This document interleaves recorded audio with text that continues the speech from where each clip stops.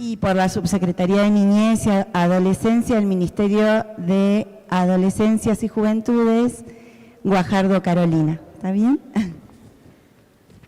Bueno, también por supuesto que nos acompañan Luciano y Laura, a quien vamos a escuchar en un ratito.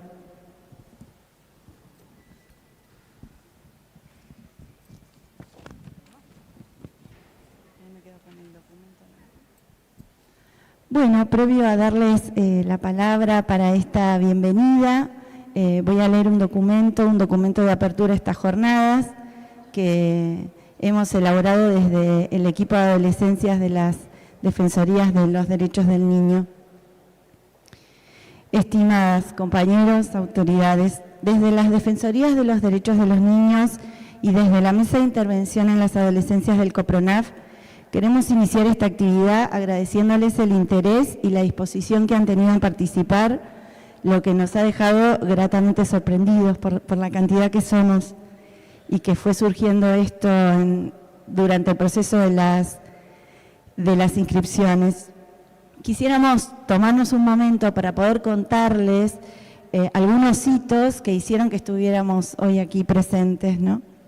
Ubicándonos en contexto de pospandemia en el año 2022, habiéndose modificado aquellas medidas sanitarias relacionadas al COVID, la intervención nos presentó otros interrogantes a los que veníamos teniendo. Aumentaron exponencialmente las demandas de intervención relacionadas con adolescencias, así como interrogantes y dificultades en relación a los dispositivos de abordaje en el territorio. Ello tuvo un correlato en la tarea diaria en las defensorías, encontrándonos con obstáculos al momento de pensar las medidas de protección integral y los abordajes con las adolescencias. Entendemos, devienen de dificultades que transitamos las instituciones en el marco del sistema de protección que debemos trabajar en pos de la restitución de los derechos de las niñeces y adolescencias. Por momentos, la intervención resulta inviable y se fortalecen discursos y narrativas tales como las adolescencias no tienen demandas, hay dificultades en la adherencia a tratamientos, es imposible llevar adelante las propuestas. Por su parte, las expresiones de los adolescentes que escuchamos en las defensorías y que transmiten también los equipos a través de las articulaciones son las de que los adolescentes no se sienten alojados y en situaciones de medidas de protección excepcional sucede la no permanencia en los dispositivos de cuidado formal, surgen de manera recurrente salidas no autorizadas, sin la referencia de un adulto, exponiéndose a situaciones de extrema vulneración. Se complejiza esta situación y estas problemáticas en los contextos familiares, desocupación, pobreza, inaccesibilidad a derechos humanos, culturales, económicos y sociales. Es tal la complejidad que consideramos y compartimos con otros actores de la comunidad que no se dispone de dispositivos suficientes, recursos y políticas públicas con presupuesto acorde a la realidad territorial para brindar desde todas las responsabilidades del Estado respuestas efectivas. Esta realidad institucional y comunitaria posibilitó abrir otros puentes de comunicación para el desarrollo de la tarea, que en el caso de las defensorías y de los equipos interdisciplinarios se enmarca en el artículo 49 de la Ley Provincial 2302. Lo novedoso, quizás para nosotros aquí, fue otra manera de encontrarnos, de escucharnos, de construir propuestas colectivas.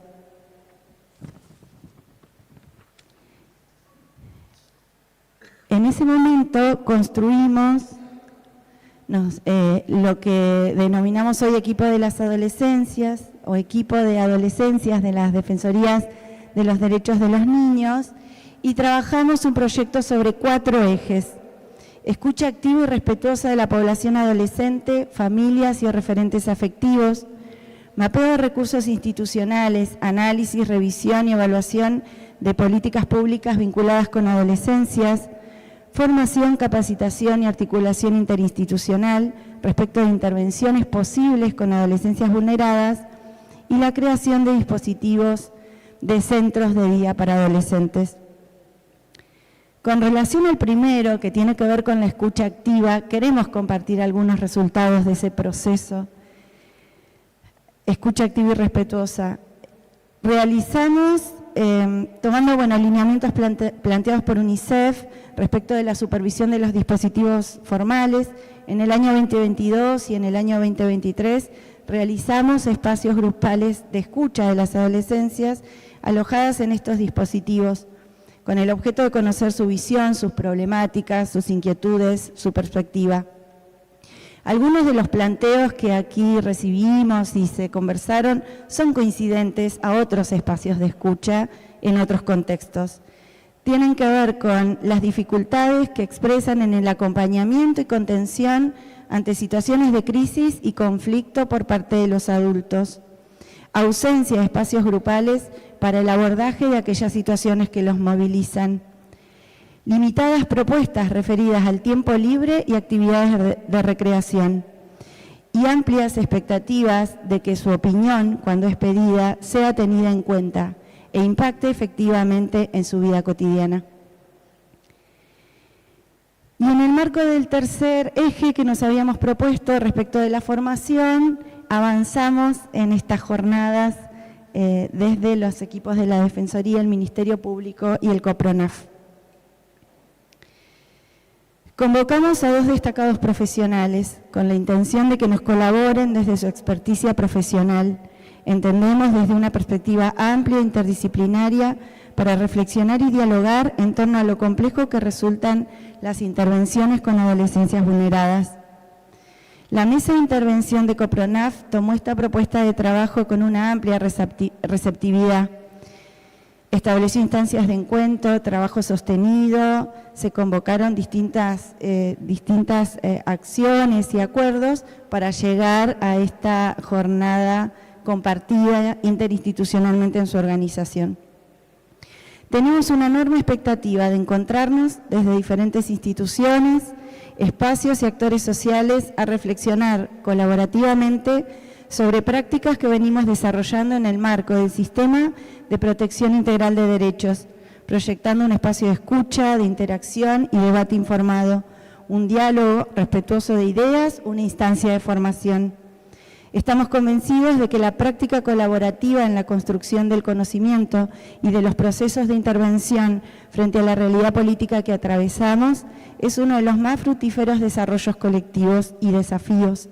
A 40 años de la recuperación de la democracia en Argentina, constituyendo los derechos humanos uno de los pilares fundamentales en los procesos democráticos, la situación política e institucional, fuertemente impactada por el proceso eleccionario, hoy más que nunca nos exige perspectivas críticas que permitan comprender la coyuntura, promoviendo nuevos desafíos y compromisos en el marco de acciones de índole colectiva en defensa de los derechos humanos.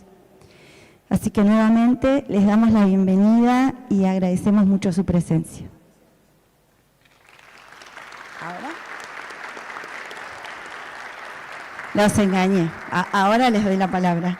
Me dan el micrófono y no saben. Queremos compartir adhesiones. El Ministerio Público de la Defensa ha declarado estas jornadas de interés, al igual que el Tribunal Superior de Justicia. También el COPRONAF, ¿verdad?, ha declarado estas jornadas de interés y también nos han llegado salutaciones y buenos augurios del Colegio Profesional de Trabajo Social de Neuquén. Contamos con la presencia de su presidenta, Laura Corihuala. Nos ha llegado la salutación de la Facultad de Derecho y Ciencias Sociales y del Departamento de Trabajo Social de Módulo Neuquén. También contamos con la presencia de Alejandro Goya. Y bueno, les damos la palabra.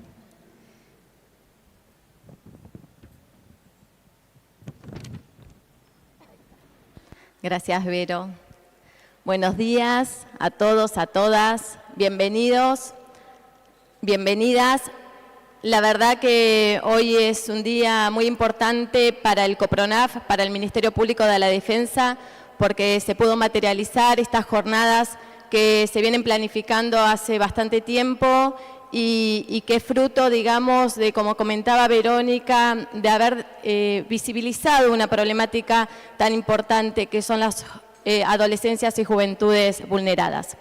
Quiero agradecer a la doctora Vanina Merlo, que hoy por cuestiones personales no puede estar presente, pero ella nos ha facilitado a todo su equipo de trabajo, principalmente la doctora Marcela Robeda, que fue quien gestó estas jornadas junto con sus compañeros y compañeras de la mesa de intervención de la Comisión de Adolescencias del COPRONAF, y quiero agradecer a Lorena, que no la veo, ¿dónde está Lore, porque también junto a ese equipo del Ministerio Público han podido organizar, y junto también con todo el equipo de la Coordinación Técnica del COPRONAF, que también les agradezco, que hoy podamos estar presentes y disfrutando con dos tan importantes capacitadores, disertantes, como es la doctora Laura Massa y el magíster Luciano Rodríguez Costa, que nos van a poder brindar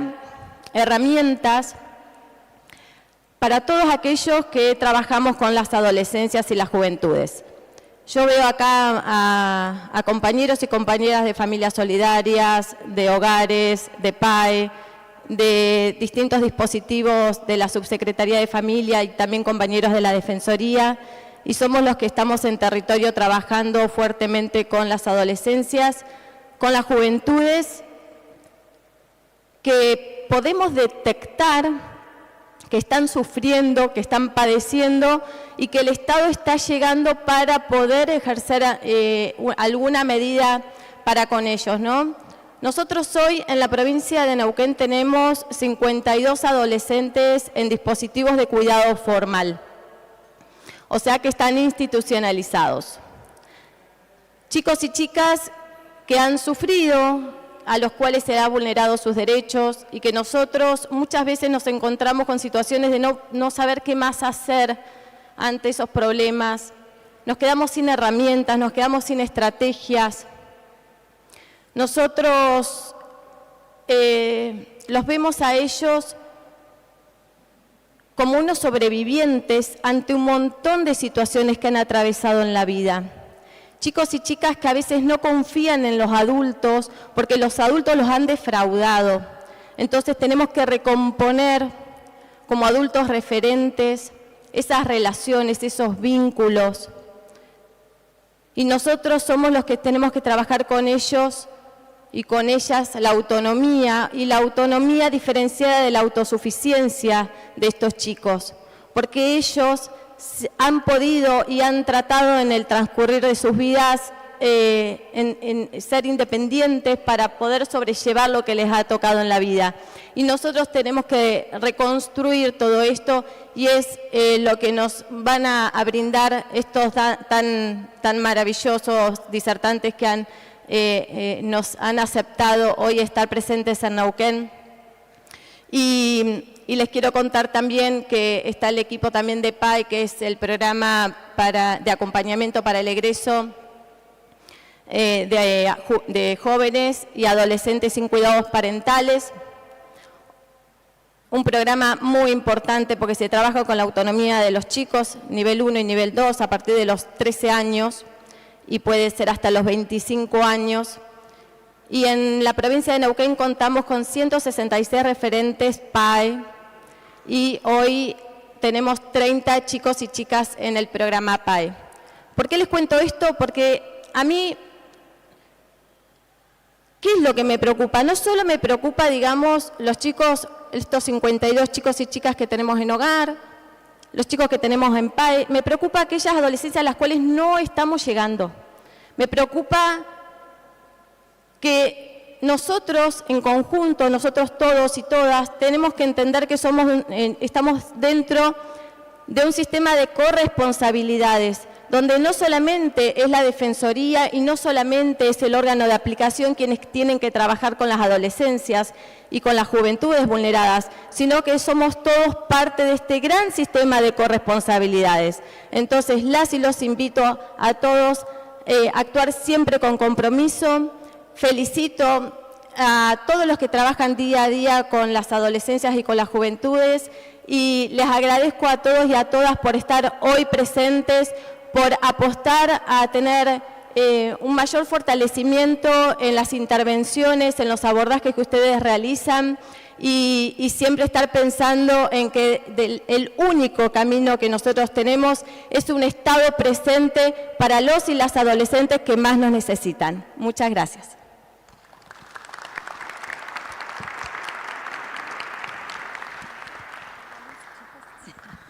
Bueno, ante todo, bienvenidos, bienvenidas.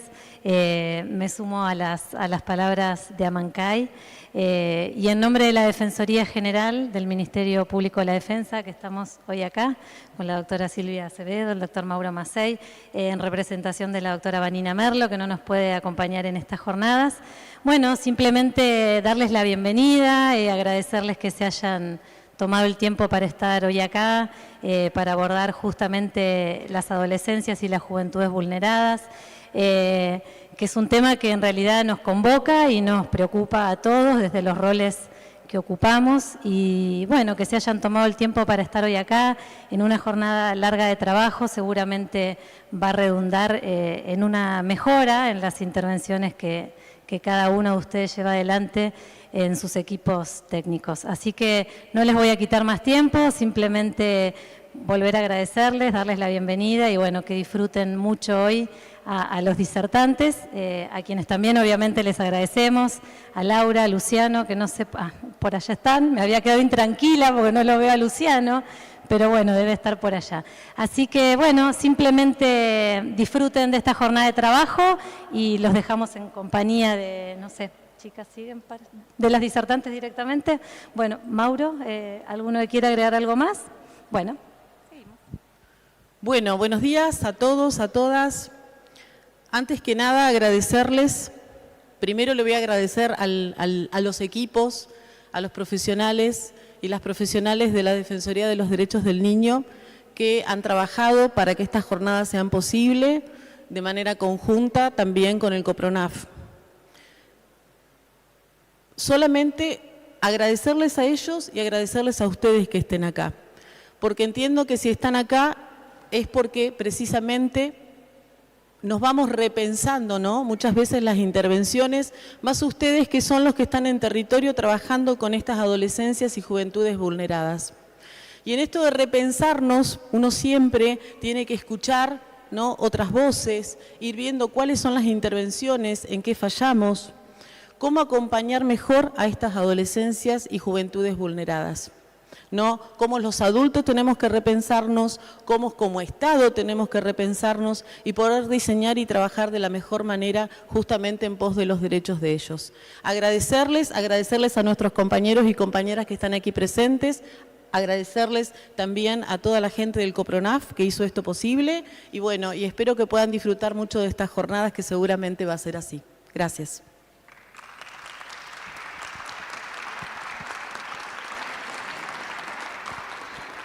Bueno. Hola a todas y a todas. Que darle las bienvenidas a esta jornada. Como bien señaló la doctora Acevedo, estos son espacios que nosotros propiciamos desde el Ministerio Público de la Defensa, que son necesarios para la actualización y para la profundización de estas temáticas. Y también quiero agradecerle a todas las personas que vinieron del interior, porque sé que veo a varias caras conocidas. Así que bueno, les auguro una excelente jornada y que sea muy provechosa. Muchas gracias.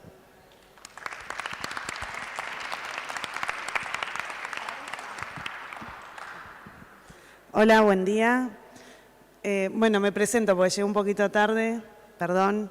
Mi nombre es Carolina Guajardo, soy subsecretaria de Niñez y Adolescencia del Ministerio de Niñez, Adolescencia, Juventud y Ciudadanía. Somos parte del COPRONAF, trabajamos articuladamente. La verdad que celebro este encuentro porque el trabajo tiene que ser entre todas y todos, en conjunto, en el territorio y en el espacio donde nos toque trabajar, con una buena comunicación fluida y con un mismo objetivo, que es el bienestar de las adolescencias, de las niñeces, de las juventudes. Siempre nuestro trabajo es para que su vida sea un poco mejor, darle la mejor calidad de vida y tratar de trabajar también para que el sufrimiento sea menos. Así que bueno, nosotros desde la promoción, la prevención y la participación ciudadana estamos en territorio. Está el equipo acá también de adolescencia, que forma parte de la mesa de adolescencias del COPRO. Así que bueno, muchas gracias a los disertantes. Y bueno, arranquemos porque si no, no vamos a llegar.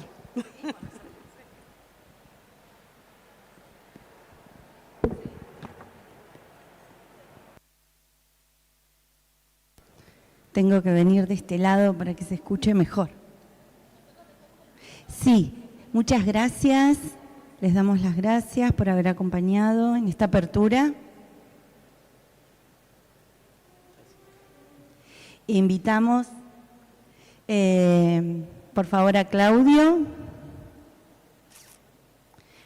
Ranea, Luciano y Laura.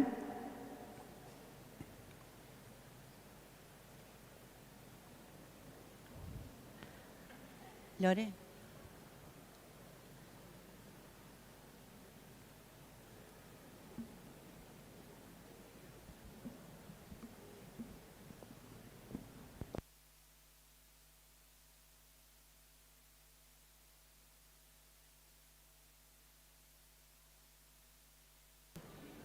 Les contamos cómo seguimos. Bueno, Claudio Ranea va a acompañar a los disertantes en la mesa. La idea es la presentación de Laura, después la presentación de Luciano y después tener un momento para preguntas, para compartir con los disertantes. Si tienen, bueno, la mayoría cuando venimos traemos hojitas y lapiceras.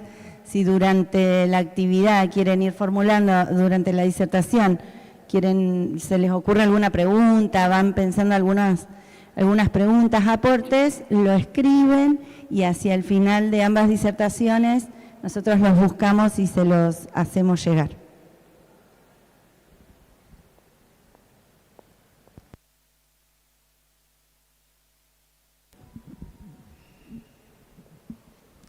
Bueno, buenos días. Como decía Verónica, esta mesa será en dos momentos. Un primer momento expositivo y luego el espacio de debate y de intercambio.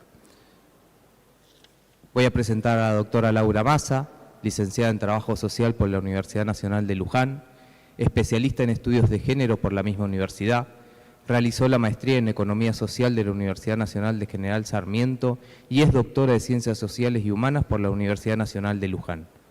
Se desempeña como profesora asociada en la Universidad Nacional de Luján, es profesora titular en la Facultad de Trabajo Social de la Universidad Nacional de La Plata y en la Maestría en Trabajo Social de la Universidad del Centro de la Provincia de Buenos Aires. Es coautora de libros, autora y coautora de capítulos de libros, artículos. Se desempeña como directora de tesis de grado, maestría y doctorado. Como investigadora dirige proyectos de investigación vinculados al ejercicio profesional del trabajo social.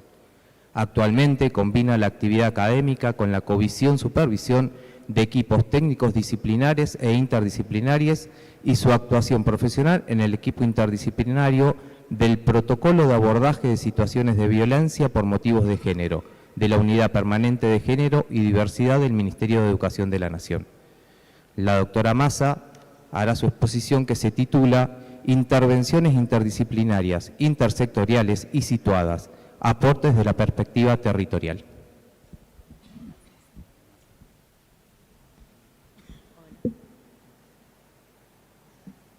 Hola, buenos días a todas, a todes, a todos. ¿Cómo están? Bueno, somos un montón. Impresiona desde acá. Qué buenísimo. En primer lugar, agradecerles por estar acá. Estamos entrando en el último trimestre del año y todo se hace medio cuesta arriba. Así que tomarse el tiempo para hacer una pausa en la vorágine del cotidiano laboral para poder reflexionar sobre ese cotidiano laboral, sobre las cosas que medio hacemos automáticamente un montón de veces, implica un esfuerzo enorme, un desafío enorme Y también la posibilidad de reflexionar en estas instancias es una posibilidad de reflexionar que no es introspectiva, que es colectiva, que es conjunta. Y acá agradecerles también de antemano la disposición a respetar en términos de pluralidad distintas ideas, posturas, reflexiones que vayamos a desarrollar a lo largo de la jornada. Así que, en primer lugar, agradecerles profundamente a ustedes por la presencia. En segundo lugar, agradecer a las personas que organizaron esta actividad. Detrás de las instituciones que nombraron hay personas de carne y hueso que tuvieron mucha puesta de tiempo y energía, es decir, de trabajo, para que esta actividad se pudiera desarrollar. Y muchas veces eso implicó tomar tiempo fuera del tiempo de trabajo, es decir, el tiempo de la vida para poder organizar esta actividad. Y en ese sentido quería agradecer profundamente porque los espacios de autogestión para pensarnos, ¿no?, para pensar sobre lo que intervenimos y cómo intervenimos, implica siempre una puesta de cuerpo, y esa puesta de cuerpo, si es conjunta y es colectiva, siempre, aunque sea un poco más difícil, un poco más desafiante, siempre es más productiva. Entonces, agradecerles a todas y cada uno y una de ustedes por organizar la actividad y por la invitación. Bueno, la verdad es que lo que tengo para compartir con ustedes no es nada que ustedes en algún momento de su proceso, de su actividad laboral, no hayan pensado, no hayan sentido o no hayan vivido. Quizás por ahí el desafío es poder sistematizar un conjunto de elementos que nos den pistas para poder intervenir, para poder mejorar nuestras intervenciones, para poder repensarnos en esta clave. Y en ese sentido quiero compartir como 4 ejes de análisis. El primero tiene que ver con que podamos caracterizar quiénes son los quiénes de nuestras intervenciones. Es decir, con quiénes intervenimos. La segunda cuestión tiene que ver con cómo se tensionan, cómo entran en tensión las demandas que se nos colocan en nuestra intervención cotidiana desde distintos lugares, desde distintas personas, desde distintos ámbitos y desde distintos planos para poder intervenir. La tercera cuestión tiene que ver con cuáles son las finalidades de nuestras intervenciones, es decir, para qué intervenimos. Y la cuarta tiene un poco que ver con otorgar algunas pistas en claves de desafíos respecto de cómo desarrollar intervenciones situadas en esta relación entre las características de las personas con las que intervenimos, de las situaciones con las que intervenimos y de las posibilidades, de los recursos, tanto materiales como humanos, con los que contamos como con los que no, para poder desarrollar esa intervención. En ese sentido, un primer elemento de partida para tener en cuenta es que en términos hegemónicos, los problemas, y abro comillas, de las adolescencias se analizan, se clasifican, se abordan desde la óptica de las conductas y las actitudes, de estas adolescencias, y no desde la dinámica social que va a configurar estas actitudes, estas formas y estas expresiones de las adolescencias. Entonces ya ahí hay un primer desafío que se nos coloca que tiene que ver con poder entender cómo esto que nos llega a nuestros espacios de trabajo son expresiones de una dinámica que es social y no de decisiones meramente individuales y recortadas. Esto es importante porque exige un esfuerzo analítico enorme, porque no es lo que se nos ve a primera vista, ¿sí? Estamos en un momento histórico donde asistimos a una crisis muy grande en términos de precarización de las condiciones de vida de los grandes grupos poblacionales, pero también a un momento de grandes procesos, enormes desafíos respecto de lo que se llama crisis de socialización. ¿Con qué tiene que ver la crisis de socialización? Con cómo reverdecen, con cómo se reafirman ciertas ideas manipulatorias de la realidad, ciertas ideas individualizantes de las situaciones y ciertos procesos que van a llevar a la culpabilización, la responsabilización por las situaciones a quienes las padecen, en este caso las adolescencias, a quienes son sus responsables directos, que son sus familias, a quienes intervienen directamente sobre estas situaciones, que son ustedes, ¿no? Ese proceso de individualización y culpabilización va a hacer que se tensionen la posibilidad de efectivizar los derechos que están consagrados en las convenciones y en los marcos jurídicos normativos que le dan existencia a nuestra razón de ser como trabajadores de las infancias y las adolescencias, ¿no? Entonces, ¿qué quiero decir con esto? Que se plantea una primera tensión que tiene que ver con que las conductas y las situaciones con las que llegan los adolescentes y las adolescentes a los lugares donde trabajamos son expresiones de una dinámica que es social y que tenemos que poder reconstruir. Y un segundo elemento que tiene que tener con que esa dinámica social genera un conjunto de desafíos que tensionan la efectivización de derechos que están constituidos como principios rectores de las intervenciones. Y esa tensión se presenta en carne y hueso de nuestro cotidiano laboral. Entonces, nos encontramos con adolescencias que atraviesan situaciones cada vez más complejas, de más larga data, y que desde los espacios donde trabajamos sentimos que esas situaciones y esas personalidades de esas adolescencias se nos vuelven inabordables, intratables, no sabemos qué hacer, se nos desborda por todos lados. Entonces, nos encontramos frente a una complejidad de situaciones que implican entender desde una lógica integral lo que está pasando, pero trabajamos desde instituciones que definen a priori las prestaciones, los servicios y los recursos que van a otorgar. Entonces nos encontramos frente a otra nueva tensión que tiene que ver con cómo acomodamos la realidad de esas adolescencias con las que trabajamos a los recursos que tenemos disponibles, a los abordajes que tenemos disponibles en el marco de nuestros espacios de trabajo.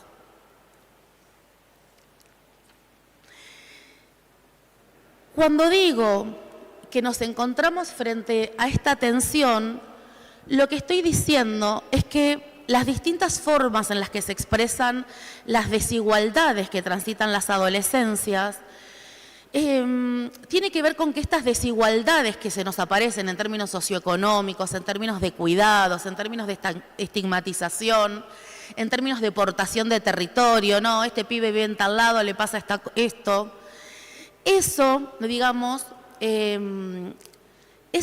lo que hace es mostrarnos la crueldad profunda de los padecimientos de las adolescencias.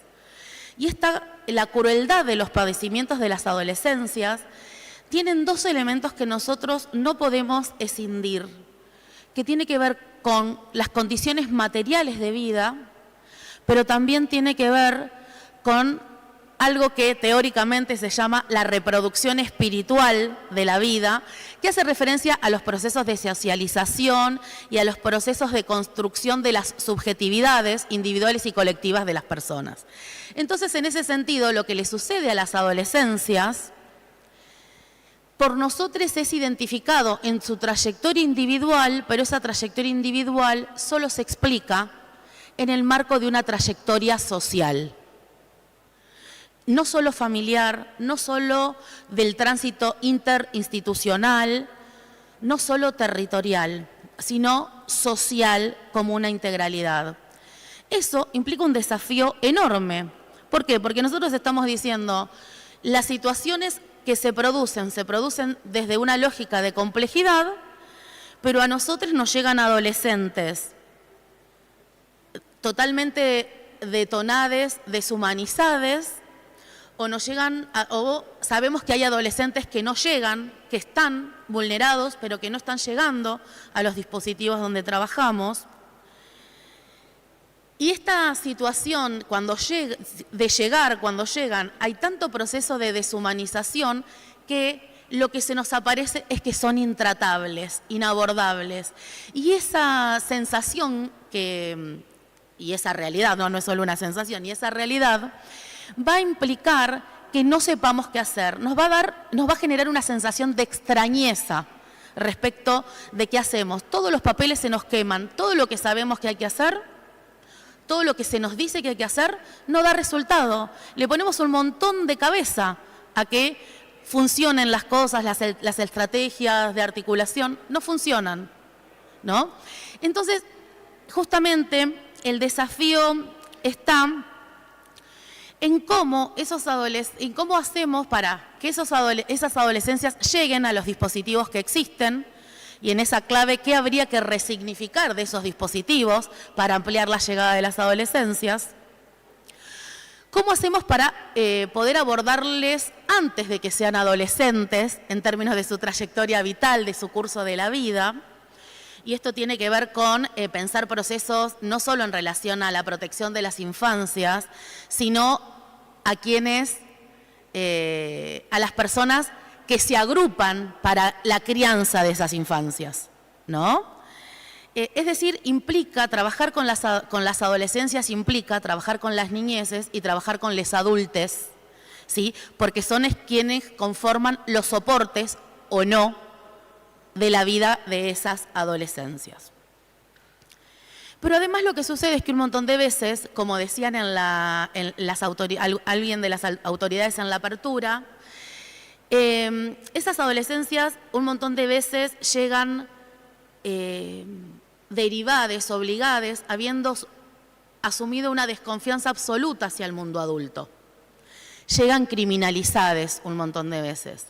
Y entonces ahí hay que revertir, criminalizadas no necesariamente porque transiten cuestiones penales, sino criminalizadas en clave de la estigmatización que se les coloca, ¿no?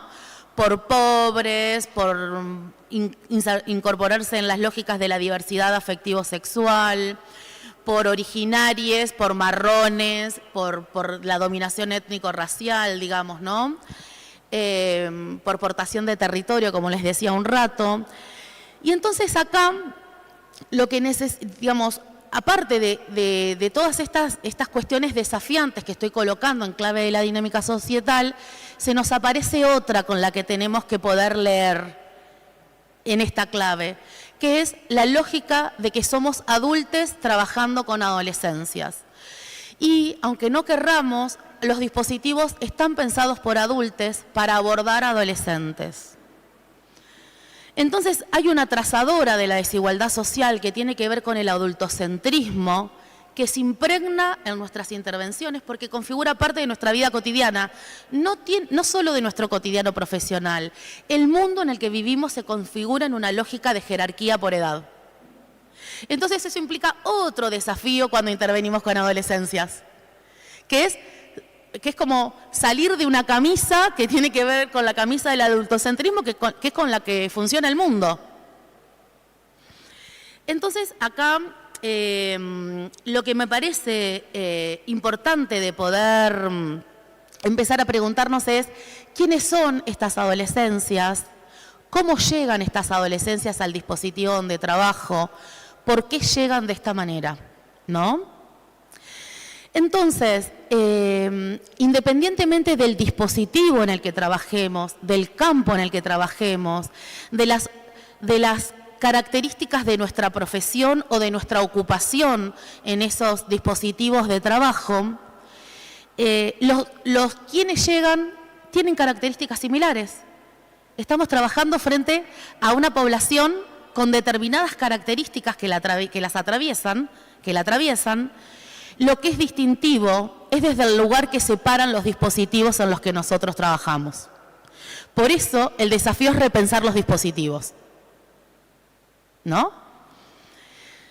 Entonces, y esos dispositivos que están pensados por adultos, no solamente están pensados por adultos en una lógica en la cual nos vinculamos con otros, sino también en cómo se define si este adolescente o esta adolescente que llega es del perfil de la institución o no, ¿no? ¿Entra en el perfil de esta institución o no entra? ¿Me cabe a mí abordar medidas de protección excepcional o no me cabe? ¿No? Entonces, son decisiones que están definidas por adultos, direccionadas por adultos, evaluadas por adultos, ejecutadas por adultos, que somos nosotros. Entonces, necesariamente tenemos que problematizar un conjunto de elementos que implican romper con el sentido común de la sociedad donde vivimos, ¿sí? Que revaloriza un discurso que tiene que ver con recuperar los aspectos, las necesidades y las posiciones, los intereses de las adolescencias, pero que eso se nos vuela de un plumazo cuando las papas queman, ¿no? Entonces, ese es un desafío enorme que no podemos resolver individualmente. Y esto que estoy diciendo en términos de desafíos se nos van a cristalizar en las tensiones que se nos colocan en nuestra intervención cotidiana, ¿no? Una intervención cotidiana que está caracterizada por una vorágine enorme, pero donde se tensiona lo que demandan las adolescencias, lo que demanda la institución en la que trabajo, lo que demandan mis compañeros de laburo y lo que demandan las otras instituciones con las que articulamos o por las que pasan o han pasado esas adolescencias. Entonces tenemos una tensión inmensa en lo que se nos pide. Y a veces lo que termina pasando es que esas cosas que se nos piden, que entran en tensión, nos dejan desconcertados respecto de hacia dónde ir. Porque son cosas que implican que si hago esto, va en detrimento de esto, y si va en detrimento de esto, no sé, se me enoja el compañero de otro dispositivo porque no lo hice, ¿no? Entonces se empieza a ver como un entramado que tiene que ver con la interacción que nos va a poner de manifiesto que los procesos de intervención que desarrollamos en los dispositivos de trabajo no son unidireccionales, sino que son multiactorales. Y en esa multiactoralidad, en esa multirelacionalidad, entran los adolescentes, no solamente las personas de otros dispositivos institucionales, sino que también entran, por ejemplo, dispositivos, efectores, referentes, actores territoriales, que no necesariamente son instituciones del Estado, ¿no?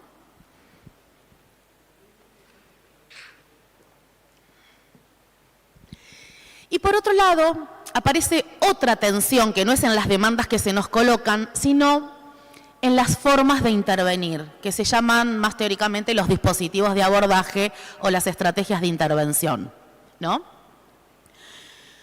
¿Cómo hacemos entre los lineamientos de abordaje establecidos que no llegan a cubrir lo que se necesita y cómo desarrollamos abordajes creativos?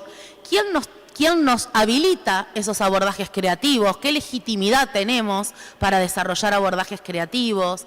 ¿Cómo, en términos de las jerarquías institucionales, están habilitados o no están habilitados esos abordajes creativos? ¿Qué pasa con los abordajes más institucionalizados o los abordajes más territorializados o los abordajes más grupales o los abordajes más familiares? Y acá hay una cosa a tener en cuenta, lo que está pasando en el marco de la crisis de socialización a la que venía haciendo referencia, es que esa preocupación por todos esos abordajes tienen una característica. Y la característica es que aparece cierta tendencia a la familiarización de las intervenciones. Y cuando decimos a la familiarización de las intervenciones es cómo pensamos a esos quienes anclados en una familia, abro comillas, apta o no apta para cuidar. Y en esa aptitud o no aptitud para cuidar se invisibilizan un montón de veces las condiciones sociales, las trayectorias de vida que han atravesado esas familias y por los cuales son, vuelvo a abrir comillas, aptas, no aptas o no aptas para cuidar. Con esto, ¿qué quiero decir? Que trabajar con infancias y adolescencias implica trabajar con cómo repensamos los cuidados a esas infancias y adolescencias. ¿Quiénes desarrollan los cuidados y cómo se desarrollan estos cuidados?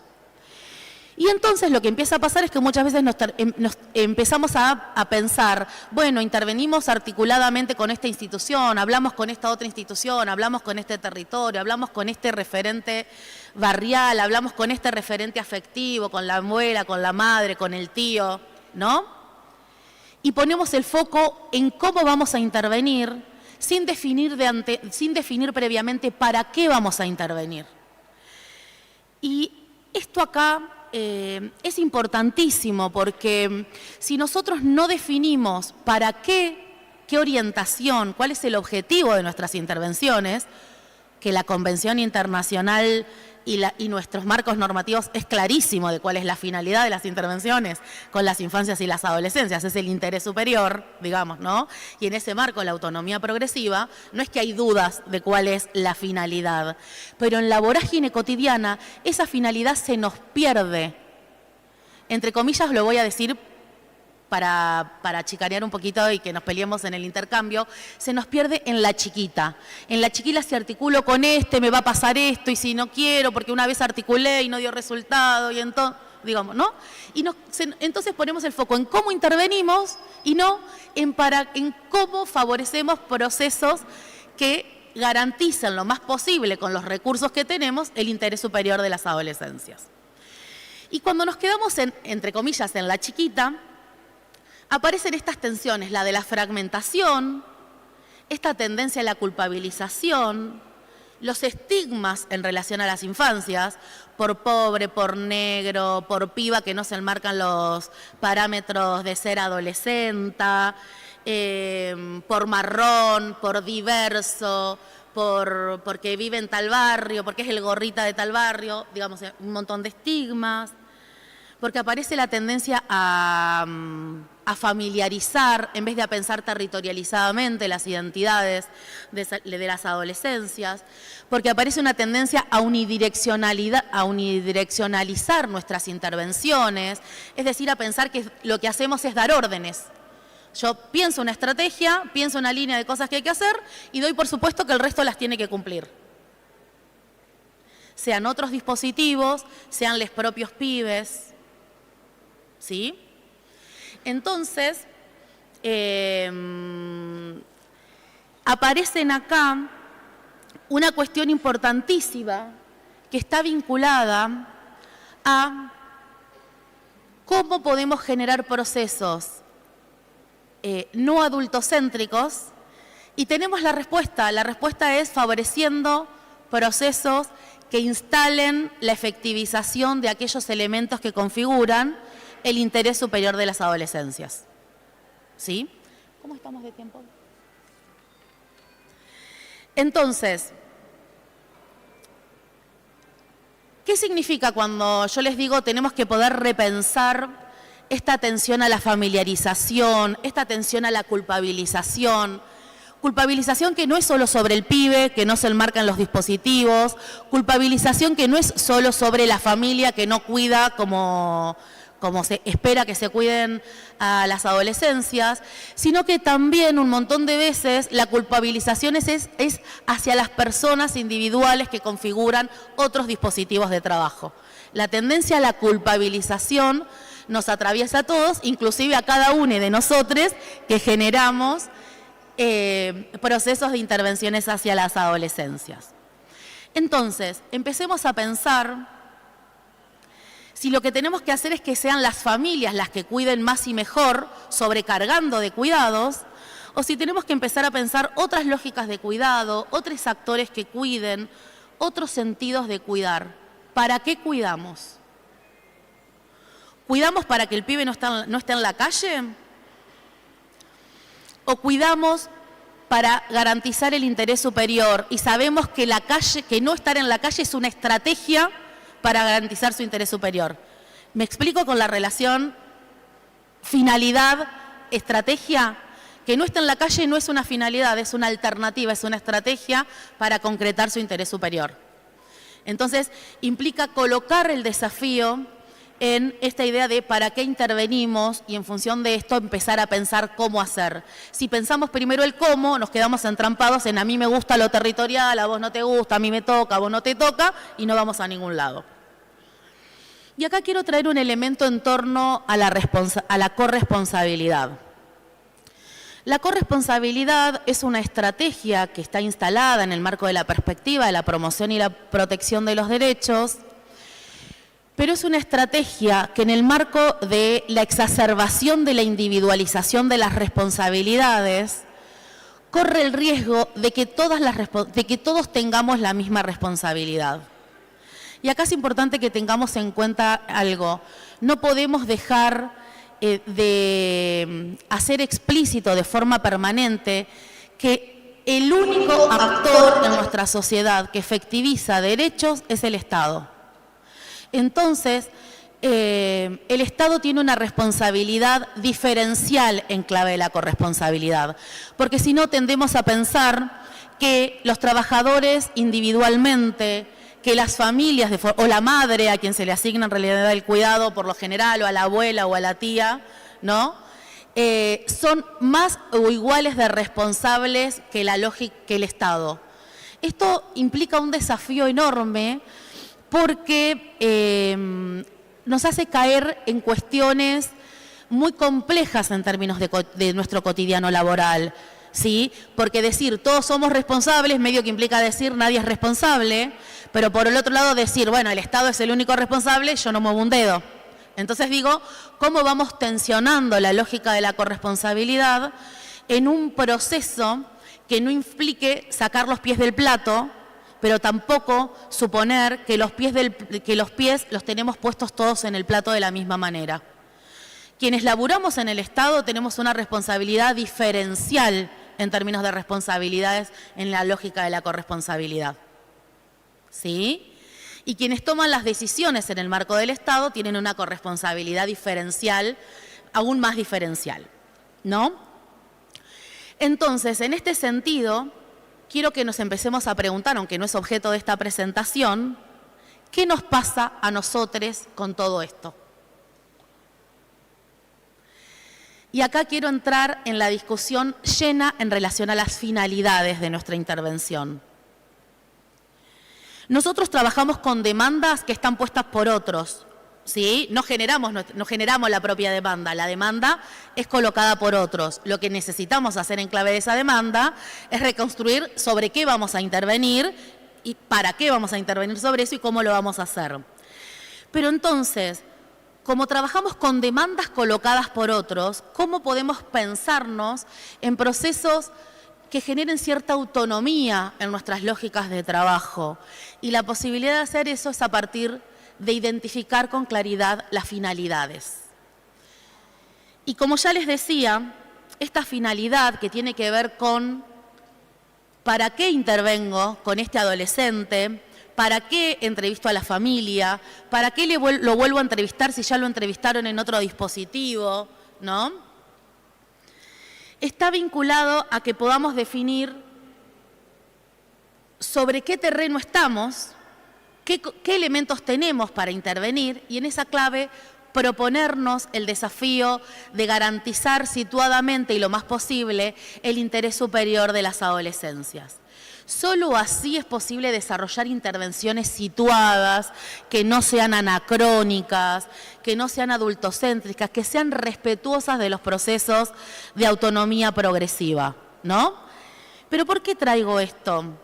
Porque la idea del interés superior es como una máxima, es como una muletilla donde adentro entra más o menos todo y a veces no entra nada.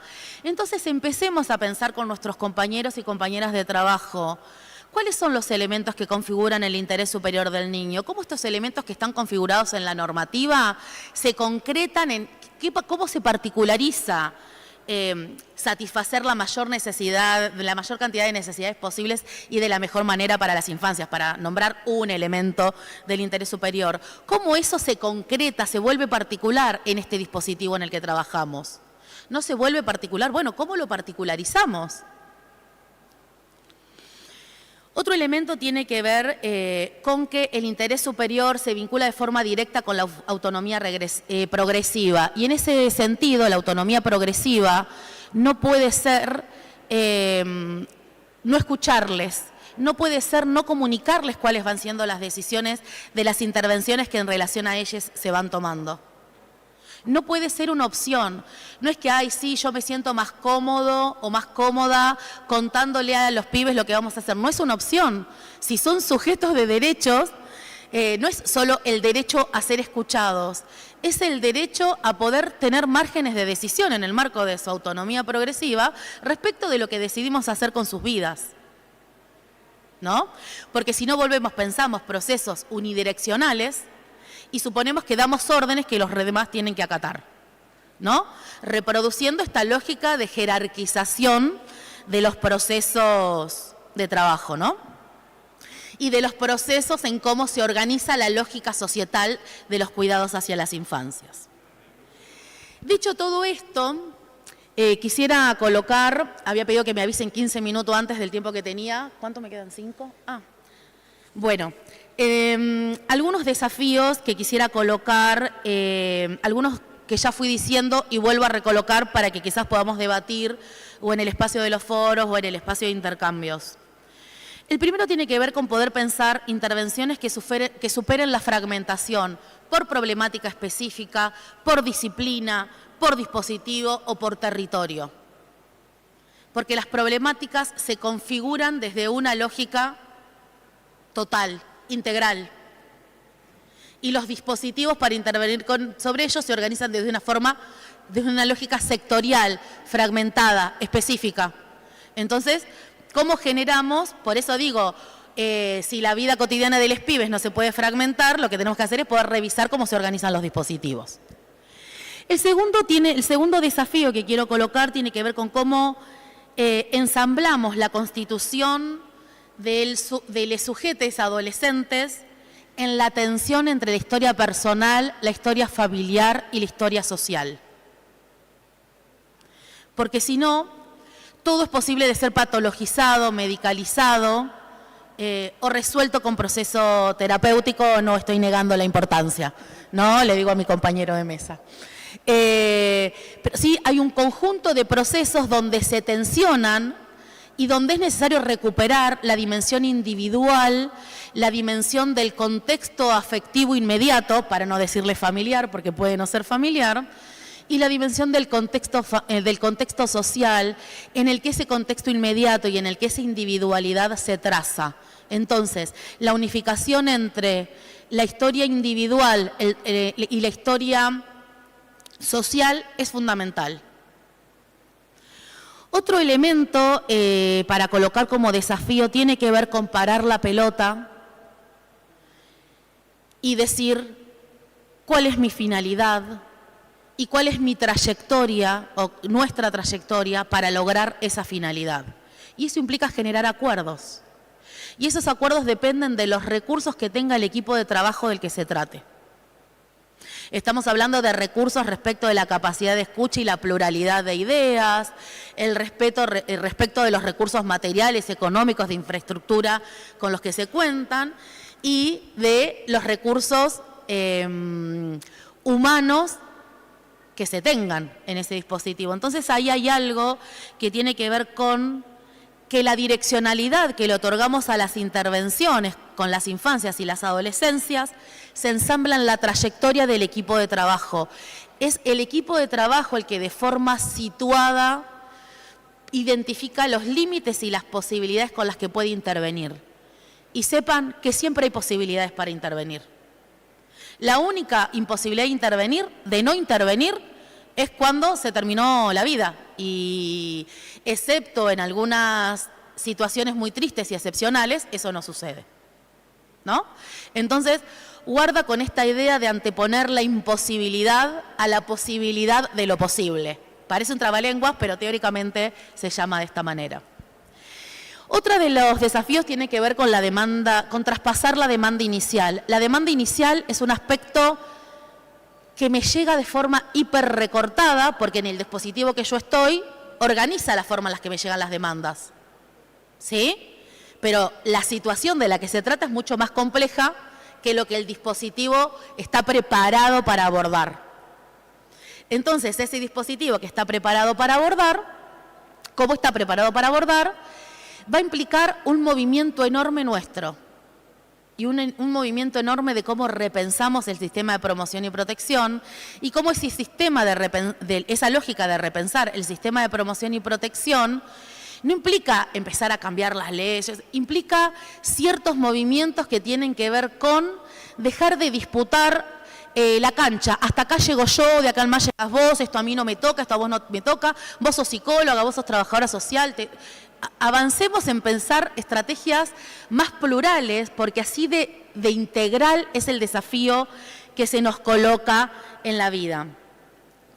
Finalmente, y con esto casi que termino, sepamos que las acciones que desplegamos no son neutras, son siempre una toma de posición, por más técnicas, rigurosas y sólidas, teórica y metodológicamente que sean, no son neutras. La decisión de hacer una entrevista o no hacer una entrevista cuando ya se entrevistó es una decisión política, no tiene que ver con no es neutro. ¿Sí? Y así podríamos decir, la decisión de volver a insistir con contactar a una progenitora cuando esa progenitora no quiere vincularse con el pibe o el pibe no quiere vincularse con su progenitora, es una cosa que tenemos que repensar, no es neutra esa decisión. Hay una idea de cómo pensamos los universos vinculares inmediatos de las personas. Bien. Entonces, en esta idea de no neutralidad y la única forma de entendernos como trabajadores en el marco de procesos de autonomía progresiva, que implica reconocer cuáles son nuestros desafíos en relación a las infancias, pero también cuáles son nuestros desafíos en el marco de nuestras condiciones de laburo, de nuestras exigencias de trabajo, implica ser explícitos en la relación en torno a la toma de posición. Una toma de posición que, siendo individual, es colectiva. Porque la trayectoria individual se traza en la trayectoria social, sea de los pibes o sea mía como trabajador o trabajadora de un dispositivo. Con todo esto, ¿qué quiero decir? Que si logramos colocar si estamos de acuerdo, que entiendo que en principio sí, porque laburamos con adolescencias, si estamos de acuerdo en que la finalidad de nuestras intervenciones es el interés superior de las adolescencias, no pueden ser las diferencias en el cómo lo que obstaculice abordajes más integrales, más desafiantes y más centrados en una mejor calidad de vida significativa para las adolescencias. Muchas gracias.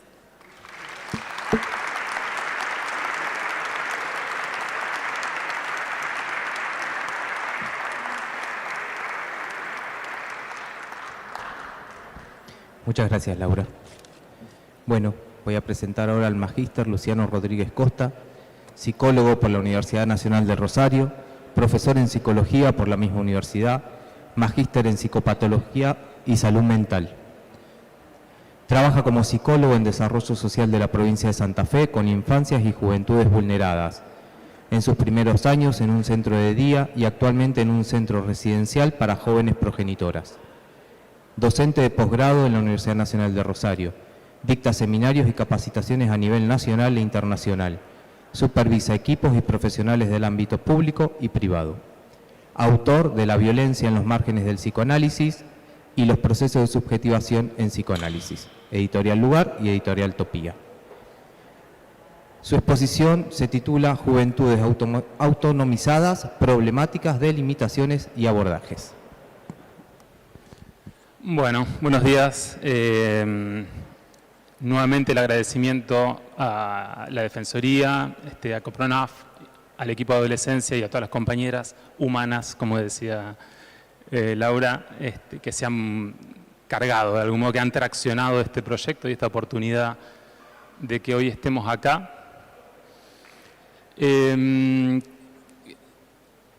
Antes de decir nada, quiero agradecerles en realidad a ustedes, porque me parece que hay algo logrado ya más allá de lo que yo pueda aportar, e incluso previo a lo que haya podido aportar Laura también, hay algo logrado en cuanto a que esta cantidad de personas pertenecientes a diferentes ministerios, ámbitos públicos y privados se hayan convocado en torno de una problemática que, yo le digo, está en el centro de nuestras prácticas. Por esto que se suele decir a modo de cliché, hacen estallar las instituciones, no sabemos cómo abordarlos, crisis, caos, etc. Entonces digo, están en el centro de las prácticas, pero están en los márgenes de su elaboración. Entonces, ¿qué quiere decir? Muchas veces hablamos mucho y decimos poco en relación a estos jóvenes. ¿Qué les pasa? ¿Cómo los abordamos? ¿Cómo empezaron los problemas? ¿Qué estrategia nos damos? Entonces, digo, siendo que tiene este grado de marginalidad la problemática, que se haya reunido esta cantidad de colegas me parece más que meritorio y un logro en sí mismo, más allá de lo que yo pueda transmitir. Además me transmite un pequeño ataque de pánico, pero eso es al margen, ¿no? Está en los márgenes de la elaboración que será con mi analista. Bien, como les decía, mi perspectiva obviamente viene de la salud mental, viene del psicoanálisis y viene de mi experiencia de trabajo con jóvenes. Cuando hablo de salud mental estoy pensando en términos transversales y no en la ministerialización de los problemas, que es uno de los problemas que tenemos, es ministerializarlos, ¿no? Como si los jóvenes tuvieran salud mental solo cuando están en el Ministerio de Salud Mental y no cuando están en un hogar de desarrollo social, de promoción de derechos o en una institución de detención. Entonces me propongo transmitir 4 puntos breves, creo. Voy a tratar de que sí sea. En el primer caso tiene que ver con esto, ¿no? Con lo que está como omnipresente y al mismo tiempo excluido en la problemática. Yo les diría que una reflexión a la que llegué después de 10 años más o menos, que es que esta quizás sea una de las problemáticas que más tiempo hemos tenido para no prepararnos. Hemos tenido mucho tiempo para no prepararnos, para trabajar con jóvenes violentados, ¿sí? Jóvenes sistemáticamente violentados, pertenecientes a sectores sociales sistemáticamente violentados. Esto tenemos que decirlo antes de hablar de jóvenes violentos o que hacen cosas que son disruptivas, etcétera. Tenemos que decir que pertenecen a sectores que histórico-políticamente han sido violentados. Déjenme contarles que en el 2015 hice una investigación sobre residencias interdisciplinarias en salud mental pertenecientes a diferentes provincias, ¿no? Santa Fe, Entre Ríos y Río Negro. Aquí que cuando yo les pregunté un poco cuál era el tipo de situaciones, de abordajes que hacían entrar en crisis a su modelo de salud mental, la respuesta fue jóvenes con consumo, con circuitos problemáticos, con consumo problemático, con circuitos delictivos, con acciones compulsivas, con acciones que no se podían entender. Ellos decían, hacen cosas locas pero no están locos. Dice, eso hace entrar en crisis a nuestros modelos. ¿Para qué sí está preparada la salud mental? Discapacidad, ciertas formas de psicosis, ciertas formas de neurosis graves. Pero este tipo de padecimientos no encajaba. Y era lo que hacía entrar en crisis de algún modo a los equipos.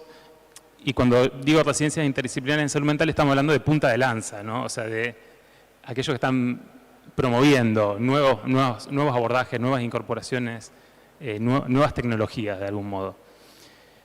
Y por otro lado, accediendo a una investigación en la que fui jurado de una colega de Uruguay, ella investigaba qué efecto tenía a nivel de la salud mental el pasaje, la trayectoria de jóvenes por instituciones de alojamiento de 24 horas. O sea, en qué medida esas instituciones lograban producir algún efecto de salud o no, de acuerdo a los padecimientos que ya traían los jóvenes.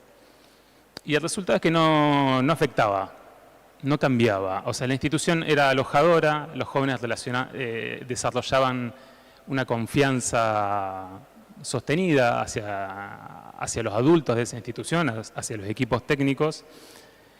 Sin embargo, sí iban de algún modo teniendo más o menos los mismos padecimientos con los que habían ingresado. ¿Esto qué quiere decir? Que hoy las instituciones quizás son un poco más amables, o algunas. No tenemos la típica institucionalización de Goffman, que describía Foucault, etc. Pero sí hay algo, y hablamos de instituciones que tienen que ver con promoción de derechos. Hay algo en estas instituciones que coincide en el mismo diagnóstico que nos estaban haciendo desde salud mental. O sea, hay algo a nivel de nuestra, yo le digo tecnología, o sea, de nuestro modo de enfocar el problema y de las técnicas que nos damos para intervenir y trabajar con jóvenes, que no funciona o que está dificultada tanto en un ministerio como en otro. Entonces digo, bueno, ahí está el desafío. ¿Cómo no vamos a entrar en crisis si hay algo a lo que no realmente falla una y otra vez en el modo en que pensamos el abordaje de juventudes? ¿Por qué no tuvimos tiempo para prepararnos? Voy a enumerar algunas de las cuestiones. En primer lugar, porque el patronato, ¿sí?, más allá de las leyes que tenemos que han venido a reemplazarlo, pero el patronato tuvo 90 años de existencia. Acabo de publicar un libro, dicho sea de paso el chivo, sobre procesos de subjetivación. Y este aquí que, más allá de que haya nuevas leyes, los procesos de subjetivación que tenían que ver con el patronato siguen absolutamente vigentes. Y el trabajo de desarmarlos es cotidiano de los equipos y de las instituciones. ¿Esto qué quiere decir? Que muchas veces, por más buenas intenciones que tengamos, nosotros lo que vemos es un menor. Y como decía Sarmiento, padre de la escuela argentina, un menor no es una persona, ni es un sujeto de derecho, es un menor. No es persona, decía. Digo, con esto hemos crecido. Y esto forma parte de nosotros aún antes. Uno cree que en realidad se forma en la facultad, pero antes de la facultad, antes de lo que aprendemos, ya estamos subjetivados con esto. Entonces cuando Laura decía, nosotros a veces no le hablamos a los jóvenes, hacemos muchas intervenciones, nos quejamos de que los pibes actúan mucho, pero nosotros actuamos también, haciendo cosas supuestamente por ellos, para ellos, que muchas veces no le explicamos. Y con eso nos ahorramos que se enojen, hagan crisis, lloren, se angustien, y nos digan que no. Digo, pero en ese punto nosotros estamos trabajando con un menor, que no es persona, como decía Sarmiento, ¿sí? Eso está en nosotros y es un trabajo cotidiano desarmarlo. Por otro lado, las instituciones desde las que laburamos son instituciones tradicionales. La institución tradicional está hecha para, diría Foucault, disciplinar. ¿Qué quiere decir? Para trabajar con cuerpos dóciles. ¿Qué quiere decir? Que yo le doy un turno tal día, tal hora y espero que venga el joven. ¿Qué pasa con esta población, que es una población sistemáticamente violentada? No cumple. Pero no es que no vaya. Van a los establecimientos. Y hablo de todo. No solo estoy hablando de salud, estoy hablando también de desarrollo y de otras dependencias. Pero van en otro horario, van de otro modo. A lo mejor consumieron y caen de ese modo. Y uno de la institución tradicional insiste con lo mismo. Entonces, bueno, no, pará, así no, te voy a dar otro turno, venite tal día. Y tal día vuelve a no venir. Y así estamos, ¿no? En esta puja. La institución tradicional o se reformula o da lugar a nuevas instituciones, ¿no? Como, por ejemplo, la política de centros de día, que es un tipo de institución novedosa, más difícil, pero que conserva o tiene por principio, se le suele decir, como un bajo umbral de admisión.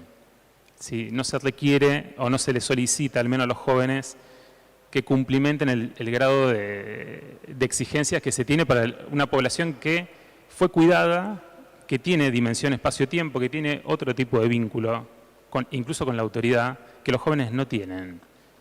O sea, las cosas que la institución tradicional da como punto de partida, para los jóvenes muchas veces va a ser un punto de llegada. O sea, a partir de que nos demos todo un laburo, el joven va a tener espacio-tiempo, el joven va a poder respetarnos a nosotros, más que como autoridad, como adultos concernidos, como adultos que se preocupan por él, etc. Ahí tenemos que invertir la lógica. Muchas de estas cuestiones son puntos de llegada, no de partida.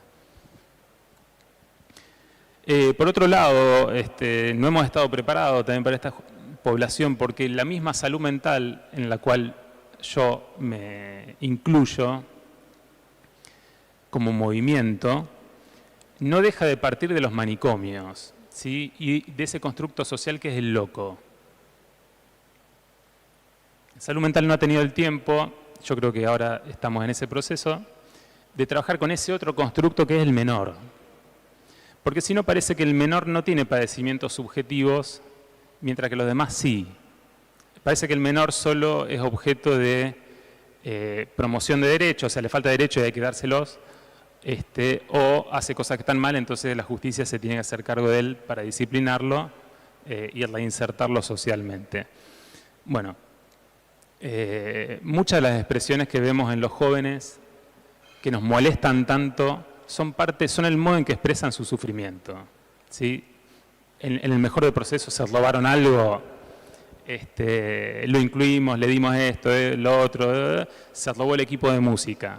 Bueno, es parte del proceso, son los modos en que se expresan ciertas formas de sufrimiento si somos capaces de teorizarlas y reconocerlas. Muchas veces los psicólogos y en general trabajadores de la salud mental hablamos mucho, pero hacemos muy pocas lecturas acerca de cuál es el padecimiento detrás de lo que ese joven está expresando, ¿sí? Por eso digo, a veces nos faltan las herramientas, o a veces las tenemos, pero esas herramientas quedan inhibidas en cuanto empezamos a trabajar con un menor y no con una persona, ¿sí?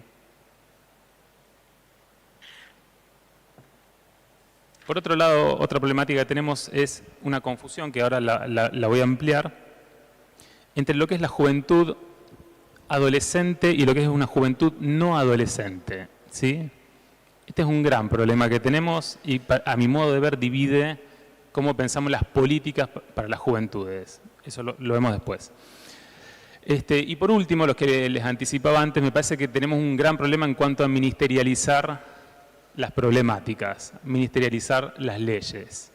No sé acá, pero por lo menos en Santa Fe es como si la ley de salud mental fuera para salud mental, para el Ministerio de Salud, la ley de promoción de derechos es para desarrollo social, y la Defensoría que está por separado, y cada una trabaja con su ley, ¿no? Más allá que las leyes no se proponen eso, pero se ministerializan los problemas.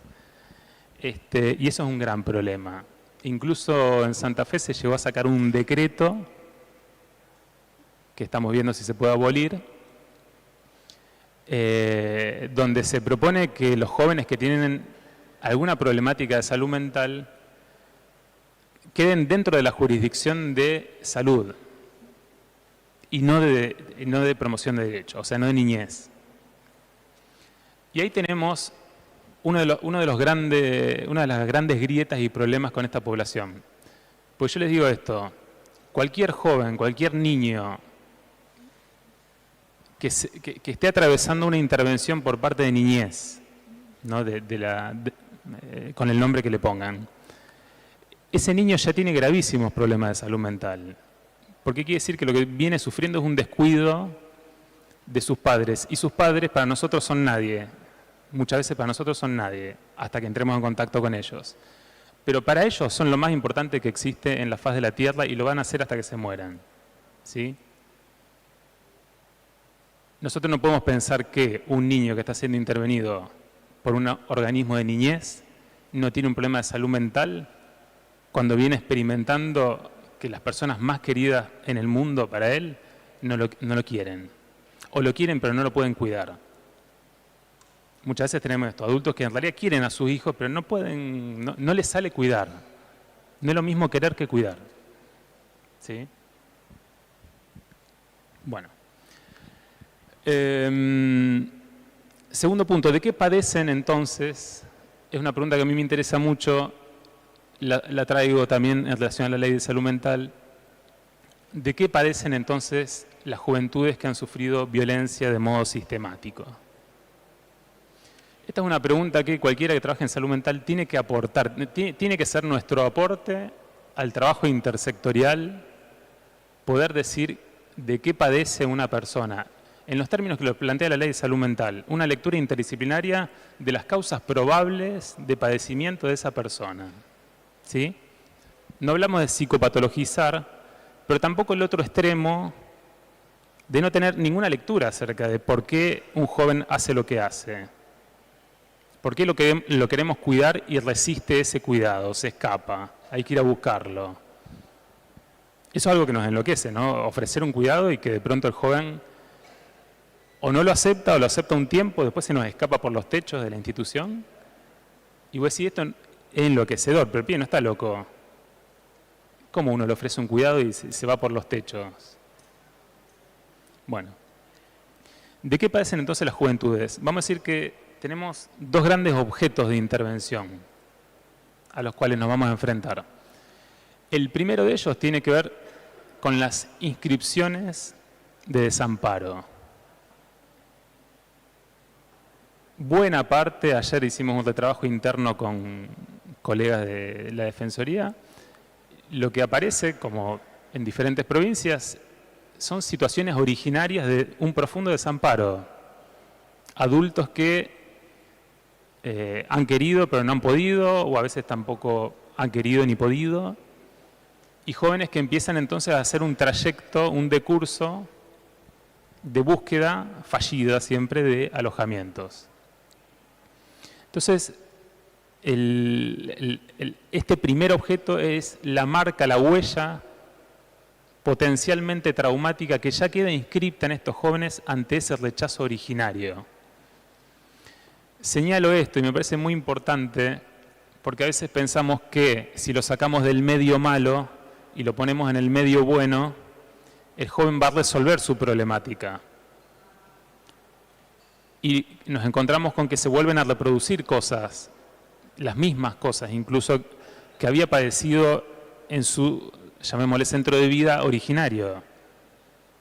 Recuerdo el caso de un joven que después de una internación breve en un hospital general hicimos una internación de mediano plazo en una institución residencial y que quedaba en el centro de la ciudad de Rosario, o sea, en un lugar totalmente alejado de los polvorines que podrían ser determinadas regiones que están en barrios más alejados.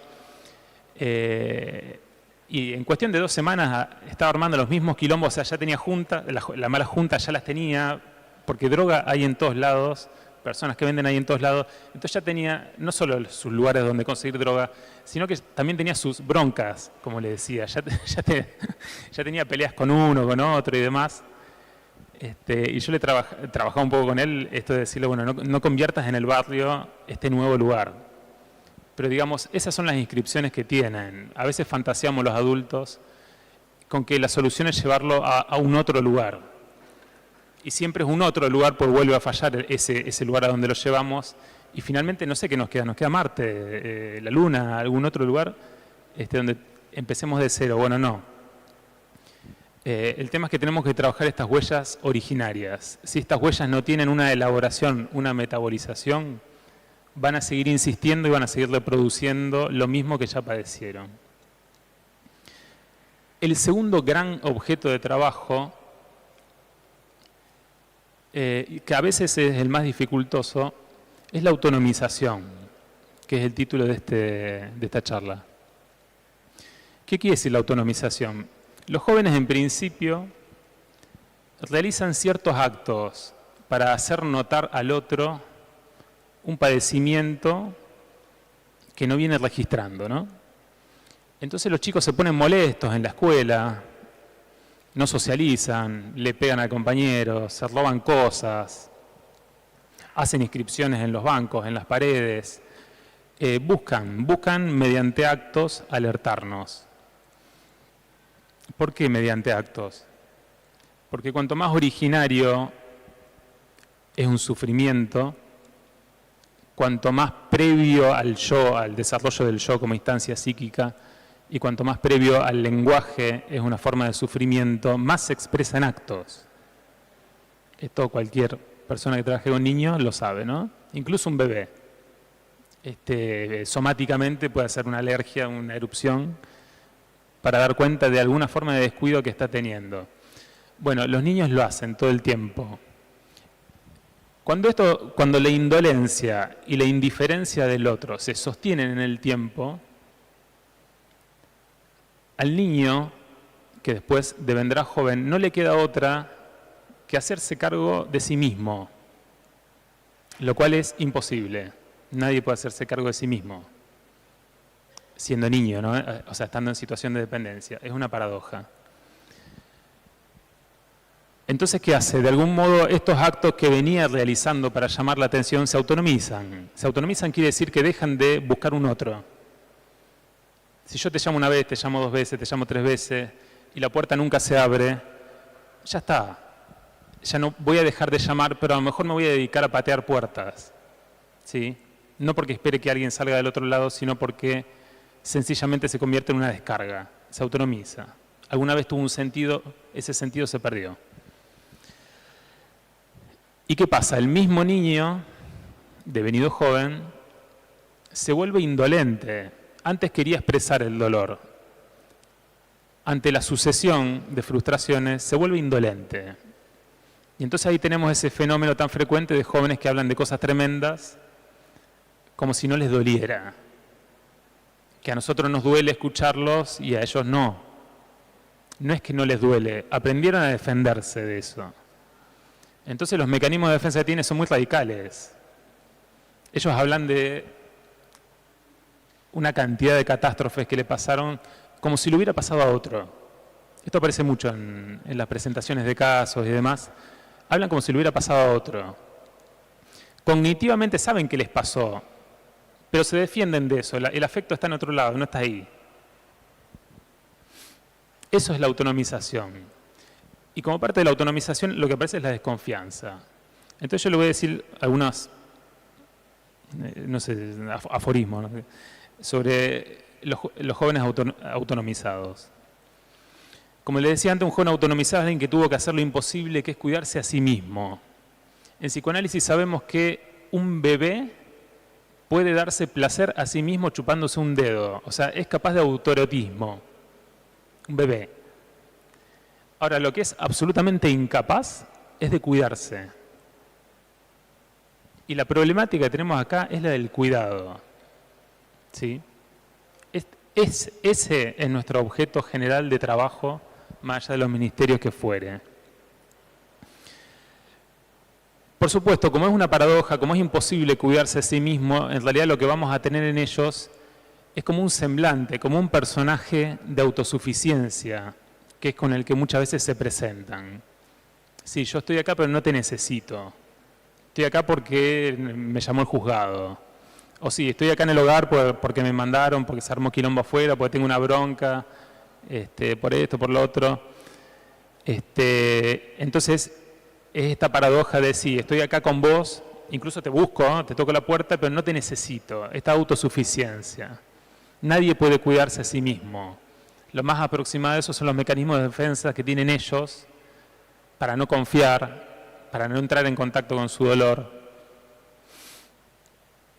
Un joven autonomizado no solo rechaza la dependencia, sino que le rehúye como el mayor de los peligros. ¿La dependencia qué es? Es la base misma de cómo nos humanizamos. Nosotros dependemos de un otro adulto que es quien nos cuida, en eso se basa el cuidado. Y cuando una persona es sistemáticamente descuidada, empieza a defenderse de la dependencia. Eso también es la autonomización. Yo me encuentro con vos, pero de ninguna manera te voy a dejar que vos te hagas cargo de mí, porque en el pasado de esto ya lo intenté y me desampararon, me soltaron la mano. Entonces vos que me vas a venir a decir a mí que vos vas a hacer lo que no hicieron los padres, mis propios padres conmigo. ¿Sí? Se defienden porque es el mayor de los peligros, o sea, es volver a experimentar formas traumáticas que ya padeció. ¿Sí? Dice que el miedo no es boludo. Bueno, se trata de esto.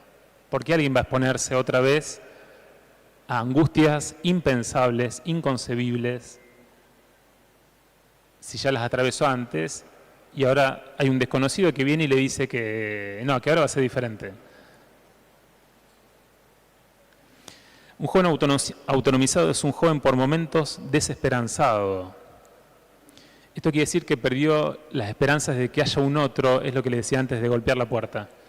Perdió las esperanzas de que un otro abra esa puerta. Y esto es el mayor de los peligros. Yo creo que el grado de esperanza es lo que determina si una persona es abordable o no, si un joven es abordable o no, si hay algo que aún sigue haciendo que busque una vinculación o realmente está absolutamente desesperanzado, ¿sí? Si esto es así, nosotros ya no tenemos capacidad de abordaje de la situación. Por suerte, milagrosamente hay una capacidad ética en los jóvenes que es arrasadora. Ellos siguen buscando, siguen insistiendo. Por eso el desafío en estos casos no es solo que puedan pedir ayuda a los jóvenes, porque muchas veces piden ayuda, piden de todo. El desafío es que puedan tomarla. Ahí está el temor, porque si yo tomo esa ayuda, y la tomo como ayuda, no como sacar plata, que te den plata o que te den objetos o cosas, sino sentirme ayudado por el otro. Si yo tomo eso, entro en una relación de dependencia con el otro. Empieza a construirse una confianza y ahí aparece la amenaza. Un joven autonomizado puede prescindir de la vida biológica si eso lo preserva de un dolor que para nosotros es inaccesible.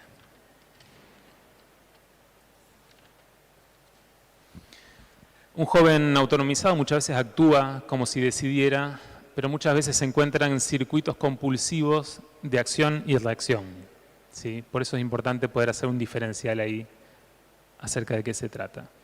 Un joven autonomizado vive, pero no siempre se siente vivo. El sentimiento de estar vivo es una adquisición, no es un punto de partida. Uno va a encontrar muchas veces en jóvenes que se cortan, que buscan de algún modo no solo ligar un dolor que no tiene representación, que no tiene palabras, sino la experiencia de sentirse que está vivo. A veces el dolor físico es un modo de darse cuenta que está vivo y no que es un muerto vivo. El sentimiento de estar vivo proviene de un otro en realidad. Nosotros estuvimos vivos para otro, ese otro nos invistió.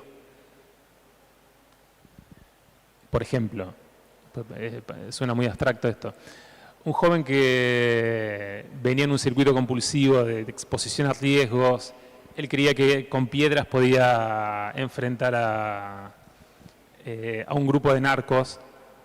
El grupo de narcos le tiraba con balas, él le tiraba con piedras. No era un enfrentamiento justo.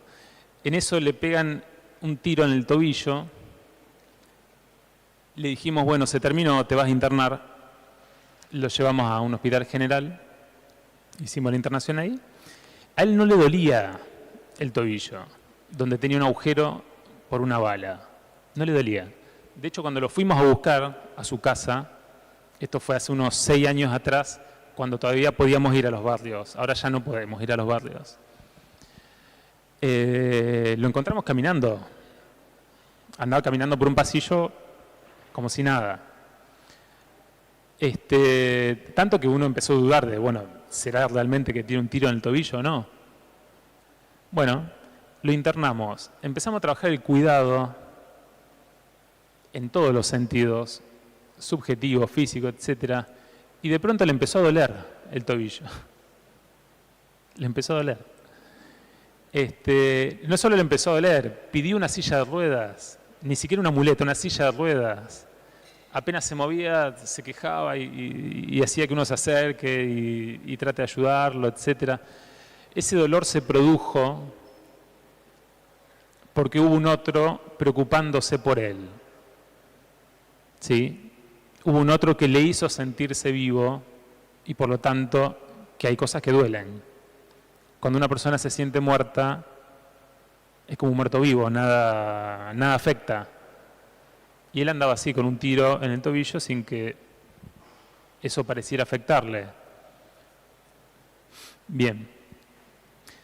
Tercer punto, la importancia a nivel políticas del recorte poblacional entre juventudes adolescentes y no adolescentes.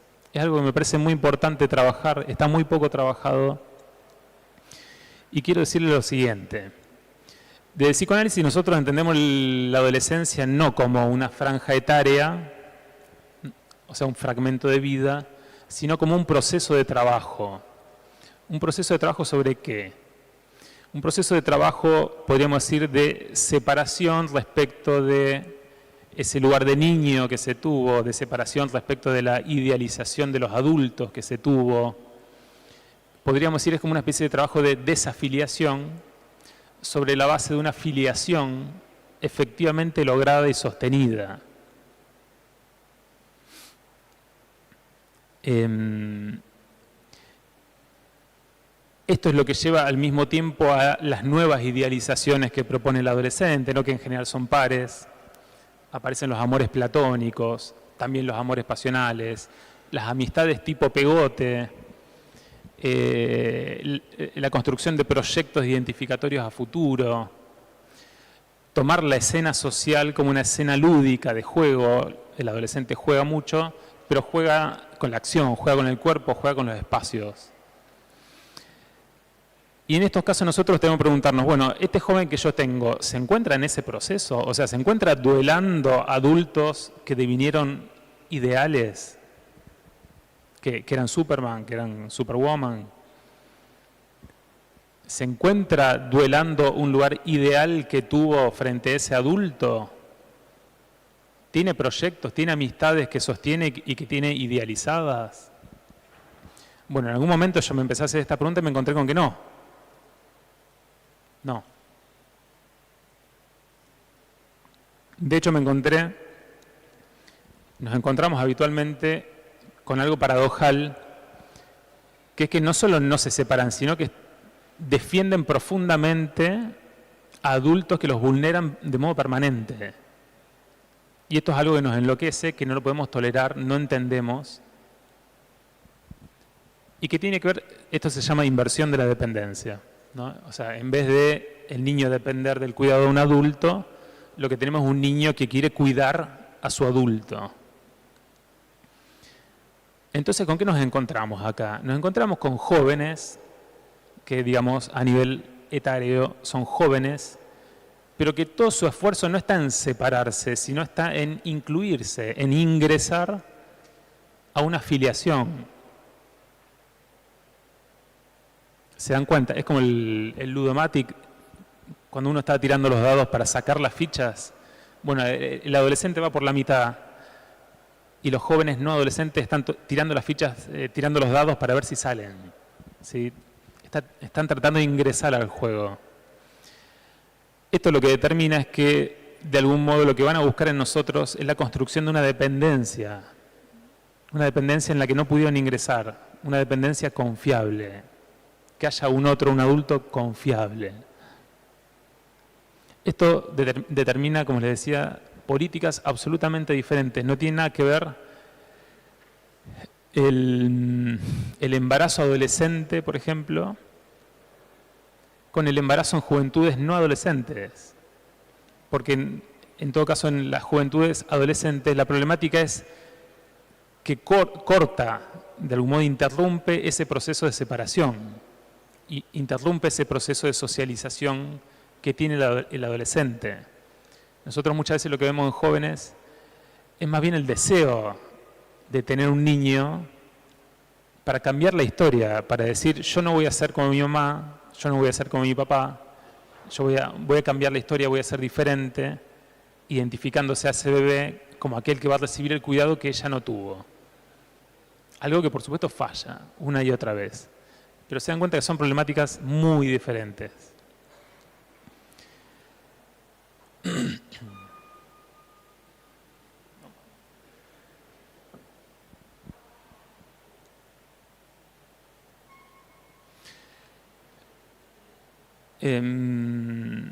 Les decía, entonces, lo que ellos van a buscar es tardíamente, extempore, producir una filiación que no se dio en el momento en que nosotros creemos que debería haberse dado.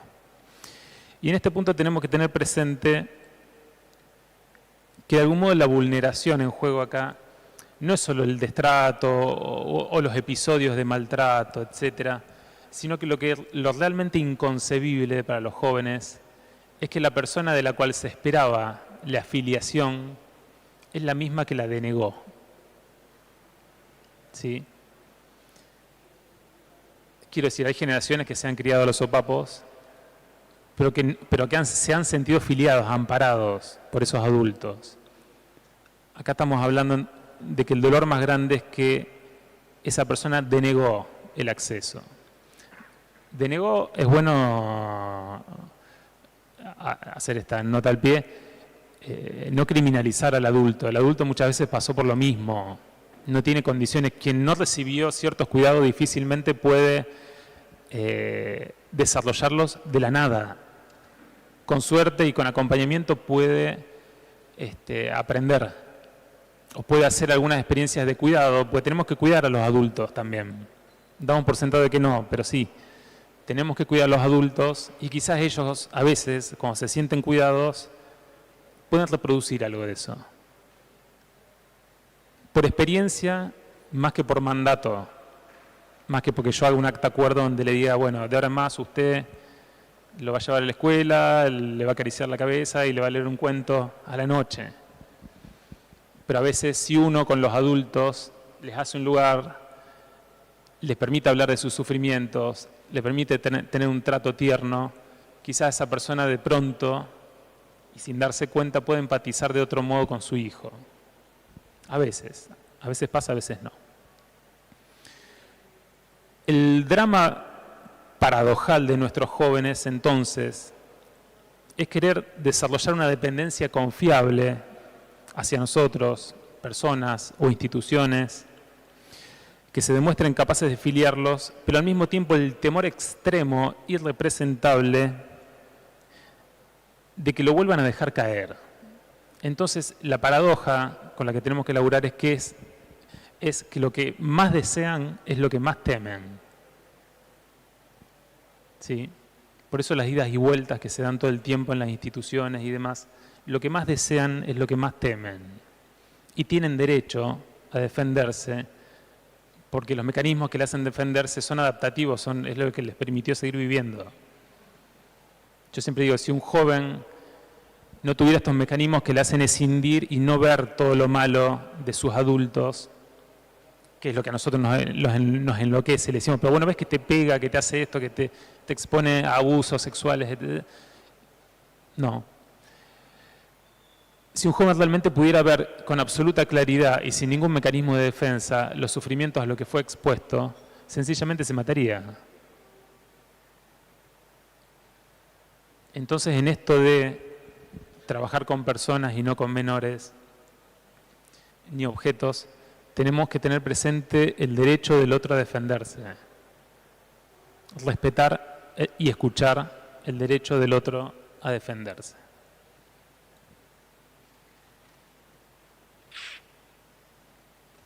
¿Qué quiere decir? 2 minutos.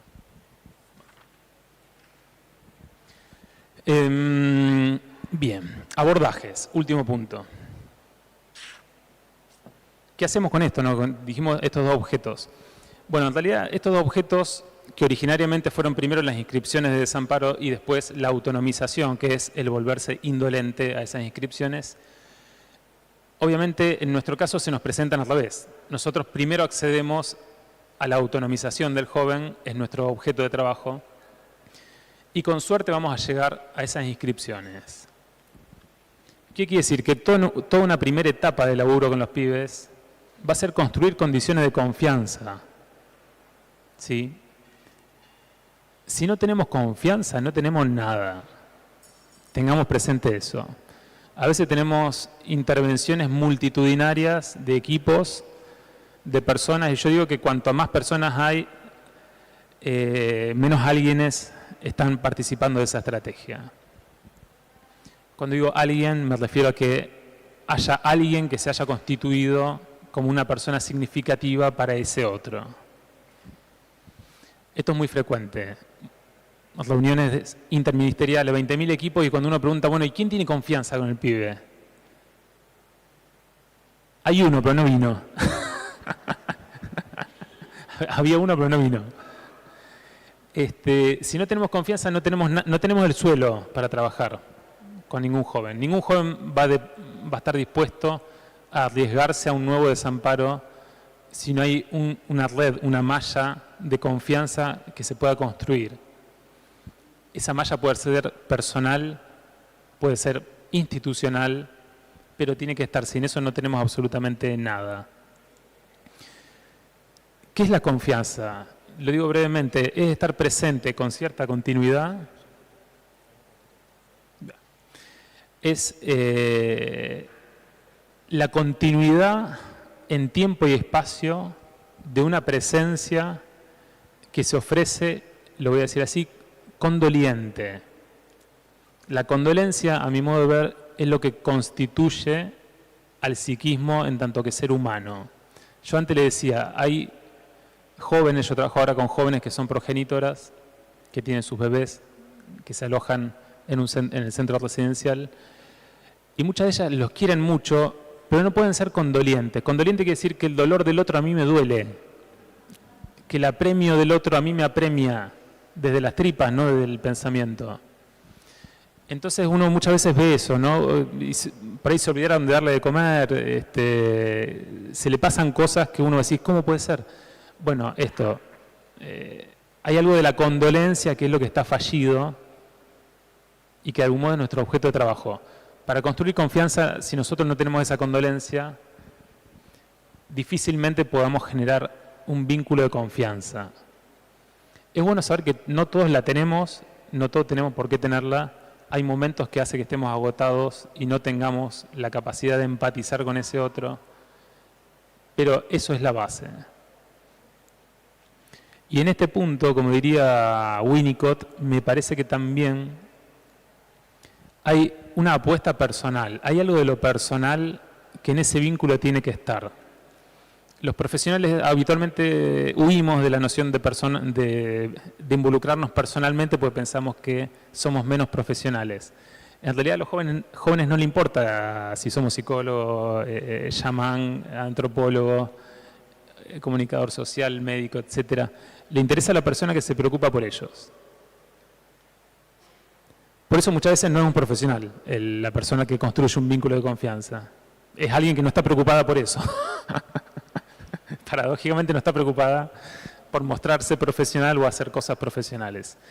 De todos modos no es ni una cosa ni la otra, ¿sí? Nosotros necesitamos tener el conocimiento para hacer las lecturas necesarias acerca del sufrimiento de una persona, de las condiciones familiares, de las condiciones sociales donde se encuentra, de las propuestas institucionales que tenemos que a veces también enferman. Pero tiene que haber una apuesta personal, tiene que haber un cachito de uno que está puesto en ese vínculo con el otro. Y que haya un cachito de uno puesto en ese vínculo significa que, lamento decirles, para que pase algo, le va a pasar a ambos. Para que algo se modifique en el vínculo, las dos personas se van a ver modificadas. Los casos de los que más aprendemos son aquellos donde pusimos algo nuestro. ¿Sí? Esto, y vuelvo sobre lo mismo, siendo profesionales, no quiere decir que me lo voy a llevar a mi casa en una especie de subjetividad heroica o de humanismo barato, pero sí que si a mí no me produce nada el pibe, si para mí es solo un proceso administrativo, el pibe va a mantener su autonomización, va a actuar, son muy hábiles leyendo cuáles son las propuestas institucionales, qué es lo que se espera de ellos, se van a manejar ahí, pero no va a pasar nada. ¿Sí? Cuando durante cierto tiempo nosotros podemos desplegar este proceso de construcción de confianza, que es lo que va a ir desarmando esta autonomización, los jóvenes de algún modo van a empezar a deponer los mecanismos de defensa que lo venían cuidando. No dijimos, si nadie me cuida, intento cuidarme yo. Cuando empiecen a deponer sus mecanismos de defensa, lo que va a pasar es que ellos nos van a mostrar su sufrimiento desgarrador. Y esto va a aparecer en forma de crisis. Y este es el momento clave, esto lo trabajaba Winnicott hace 60 años, y lo investigó durante 30 más o menos. Es el momento clave porque es ese derrumbe, es el momento donde nos va a dejar saber de su sufrimiento. Y al mismo tiempo es el momento donde se va a enlazar que todo ese sufrimiento le pasó a él. ¿Se acuerdan de esto que decíamos de jóvenes que hablan como si eso no les hubiera pasado a ellos, sino a otros, totalmente desafectivizados, etcétera? En la crisis, eso que estaba escindido se junta. De ahí el grado de explosividad que tiene, ¿no? Es un momento crucial porque el joven lo que espera con esto es que el adulto entonces reconozca un sufrimiento y busque los modos de repararlo. que brinde algunas herramientas elaborativas en relación a ese sufrimiento. Pero primero que nada que lo reconozca.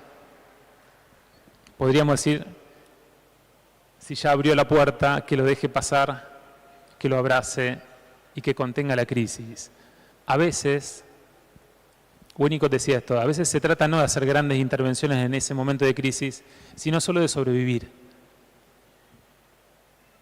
Recuerdo el caso de una joven donde fue abrazarla en el medio de una petite destrucción de objetos. Pero fíjense, uno criminaliza, qué sé yo, ella rompió un montón de cosas, pero en ningún momento nos tocó un pelo a ninguno de los 4 que estábamos ahí. En ningún momento. Y en el medio de la crisis, ella en un tiempo presente puso pasado, presente, parte de un futuro, y todos los traumas que había sufrido los dijo ahí, mientras lloraba y decía, qué vida de mierda. ¿Por qué me tocó toda esta mierda a mí? Digo, solamente estar ahí, solamente abrazarla, dejarla que diga todo eso, dejar que todo eso que estaba escindido se junte y ella pueda decir, yo sufrí todo esto y no, a alguien le pasó todo esto, es un montón. Por eso digo, a veces se trata de que la institución sobreviva a este momento de crisis. Los vidrios se cambian, la puerta del ropero que se salió se arregla, son pavadas. ¿Sí? Ahora, darle la oportunidad a alguien de que pueda expresar eso en el marco de una crisis es fundamental. Fundamental. Nosotros, de algún modo, lo que vamos a hacer, y esto es algo que también los profesionales tememos mucho, no es ser sus padres, pero sí hacer tareas que tienen que ver con el maternaje y el paternaje. Quiere decir, nosotros no le vamos a decir, somos tu papá, pero vamos a ejercer un cuidado, un miramiento, una condolencia, que es lo que ellos hubieran esperado de sus padres. ¿Somos sus padres? No, no somos sus padres. Somos adultos profesionales que trabajamos en instituciones, pero las operaciones que hacemos son operaciones de cuidado y por lo tanto son constituyentes de su psiquismo. Esto es importante saberlo porque habitualmente huimos, los adultos profesionales, de la posibilidad de realizar ese tipo de intervenciones. Nosotros no vamos a ser de padre, pero vamos a cuidar cómo. Posteriormente, en todo caso, y como última instancia de trabajo, lo que va a aparecer, una vez que la persona integró parte de su sufrimiento, es la posibilidad de transferencia. Ahora sí va a aparecer la posibilidad de transferir a modo de crítica cosas que nunca jamás le pudo criticar a sus adultos que lo han desamparado. Entonces va a empezar a decir algo que en realidad uno diría, bueno, esto claramente se lo podría haber dicho a su mamá, a su papá. Pero aparece en relación a un adulto. Pero ese adulto es un adulto de confianza. Y esto nos ofrece la posibilidad de reelaborar estas inscripciones traumáticas. Solo a partir de este momento, ese joven puede continuar su desarrollo psíquico, ¿sí? Solo a partir de ese momento puede empezar, si se quiere, a devenir adolescente. Pero implica todo este proceso de trabajo que es muy complejo, que yo lo resumí, y que mi experiencia en todo este tiempo, que quizás, bueno, sea mucho todo esto que acabo de decir, pero es más o menos la síntesis del tipo de abordaje con juventudes que yo al menos vengo practicando y en función de los referentes psicoanalíticos que tengo.